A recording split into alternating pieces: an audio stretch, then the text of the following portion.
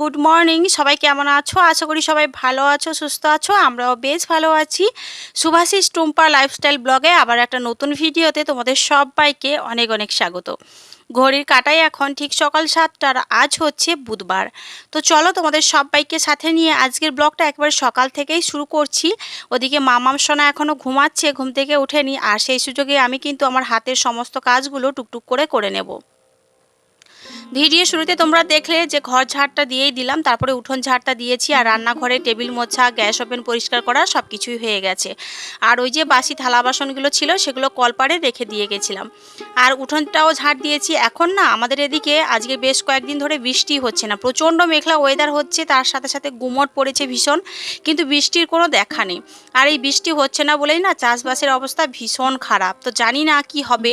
তো যেগুলো নিচু জায়গা সেগুলোতে একটু একটু জল থাকার কারণে চাষ শুরু হয়েছে, কিন্তু উঁচু জায়গাগুলোতে জল না থাকার কারণে চাষই হচ্ছে না।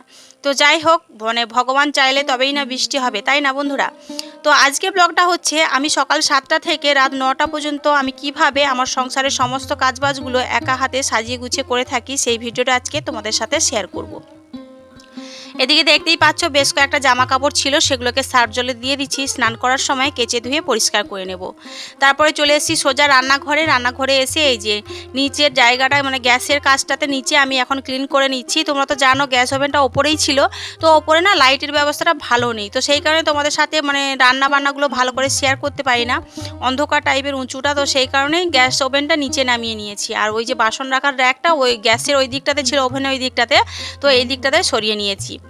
আর এই যে নিচটা আমি কিন্তু প্রত্যেকদিন সকালবেলাতেই লেপা মোছা করি, কারণ কি বলতো মাটির ঘর তো, আর এই এঁঠো হয়ে থাকে, মানে রাত্রে খাওয়া হয় দিনে খাওয়া হয়, তো সেই কারণে কিন্তু লেপা মোছাটা করে নিই।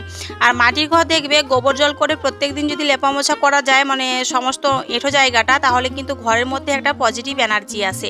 যেমন পাকা ঘরের মধ্যে তোমার নুন জল বলো বা নিম জল দিয়ে মোছা ধোয়া করলে পজিটিভ এনার্জি পাওয়া যায়, ঠিক তেমনই কিন্তু মাটির ঘরেও গোবর জল দিয়ে লেপা মোছা করলে পরে মানে পজিটিভ এনার্জি আসে আর কি। যাই হোক, ওদিকে লেপা মোছা করে সোজা চলে এসেছি। এই যে দেখো জামা কাপড়গুলো সার্ফ জলে দিয়েছিলাম, তো সেগুলো এখন কাচা ধোয়া করে নিয়েছি, এখন রোদ্দুরে মিলে দেব।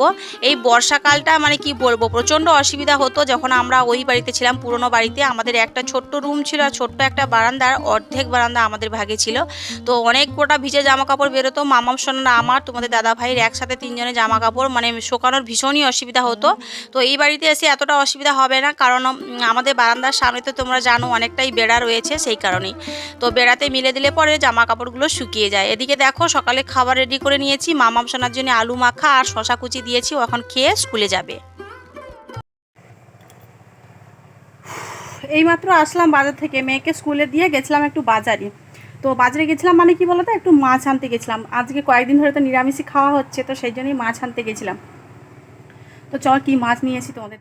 এই যে দেখো বাজার থেকে এনেছি একটা শোল মাছ, তো বেশি বড় নয় শোল মাছটা, বাপরে হাত থেকে পড়ে গেল। আর একটু হলেই না একেবারে সাইডে একটা ড্রেন রয়েছে, আমিও ভুল করে এখানেই মাছ কাটতে বসেছি, দেখো আবারও পড়ে গেল। সত্যি বলছি, এবার যে পড়ে গেছিলো না একবার ড্রেনের সাইডেই পড়েছে, বুদ্ধি করে ধরেছি বলে, না হলে কিন্তু ড্রেনেই চলে যেত আর আজকে মাছ খাওয়াই হতো না। যাই হোক, এখন মাছটাকে ভালো করে কেটে নেব। আর শোল মাছের টক খেতে না ভীষণ ভালো লাগে, বিশেষ করে আম দিয়ে বলো বা আমসি দিয়ে টক খেতে ভীষণ টেস্টি লাগে।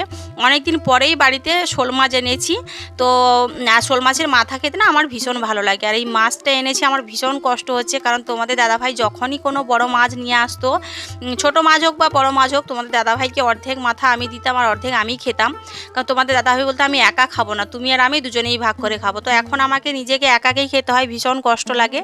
তো যাই হোক, এদিকে মাছটা কেটে ধুয়ে নিয়েছি দেখো, আর এখন নুন হলুদ মাখিয়ে নিচ্ছি। আর মাছের বীজ হয়েছে জানো, এটা হচ্ছে মেয়ে মাছ, তো সেই কারণে ডিমও হয়েছে, হয়তো আর কয়েকদিন পরে বৃষ্টি পড়লে বাচ্চা দিত।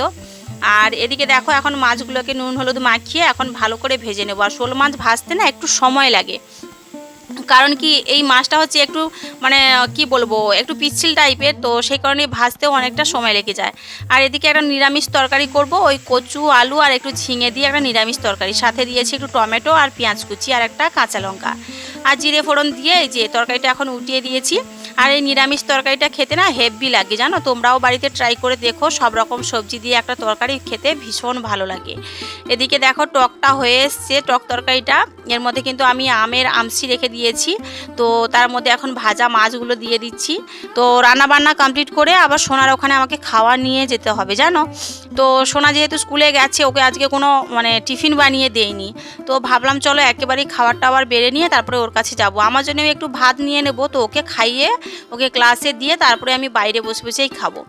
বেশিরভাগ মায়েরা এরকমই করে, যাদের বাড়িতে সময় হয় না তারা এরকম ছেলে মেয়েকে খাইয়ে ক্লাসে ঢুকিয়ে দিয়ে তারপরে বাইরে বসেই আমরা সবাই মায়েরা বসে বসে খাই, অনেক কথা হয়, অনেক খাওয়া দাওয়া হয়, এই সমস্ত আর কি। যাই হোক, মেয়েকে স্কুলে খাওয়াতে গেছিলাম, স্কুল থেকে বাড়িও চলে এসেছি, এখন বাজে বিকেল 4টে। সোনাকে ঘুম করিয়ে দিয়েছি, ও এখন ঘুমাচ্ছে।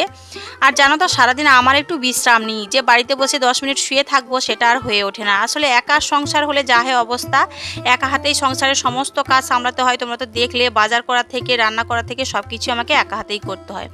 এদিকে সোনা স্কুল ড্রেসটাও ধুয়ে দিয়েছি, আর ওই যে পেপারটা দেখলে তোমরা, ওটা নিয়ে গিয়ে ওখানে বসি, তো নোংরা হয়ে গেছে, ওটাও মিলে দিয়েছি। আর এখন এই যে সন্ধেবেলা চলে এসেছি, দেখো এই যে সন্ধে প্রদীপ জ্বালিয়ে টালিয়ে। আর এখন তোমার ওই চালটা না রেশন থেকে এনেছিলাম, বেশ কয়েকদিন হয়ে গেল, সময়ের অভাবে আর ভরাই হয় না, তো ভাবলাম আজকেরই বালতিতে ভরে দিই, না হলে কিন্তু আবার ইঁদুরে কেটে খেয়ে নেবে।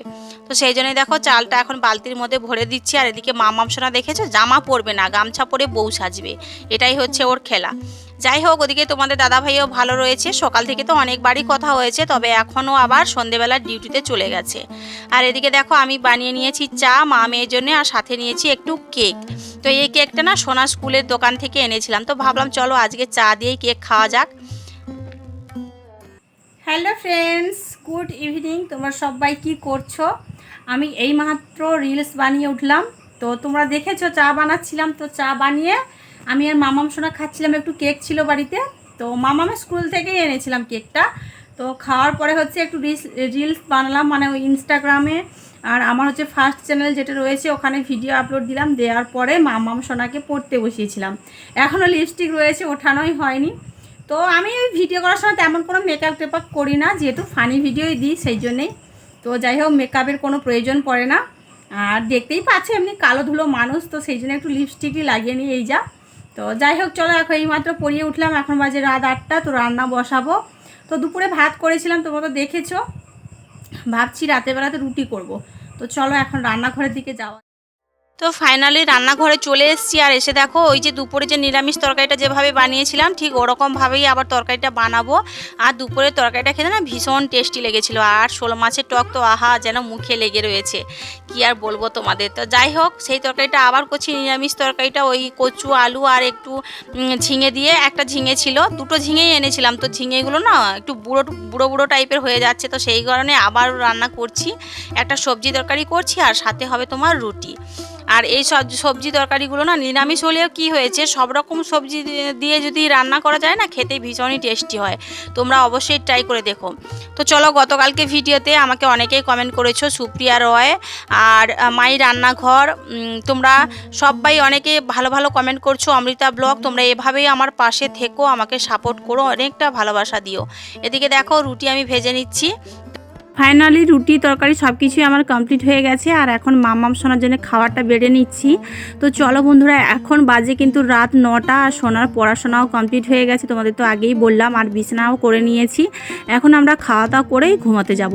তো চলো বন্ধুরা, আজকের ব্লগটা কিন্তু এখানেই শেষ করছি। আজকের ভিডিও তোমাদের কেমন লাগলো কমেন্ট বক্সে জানাতে একেবারেই ভুলো না।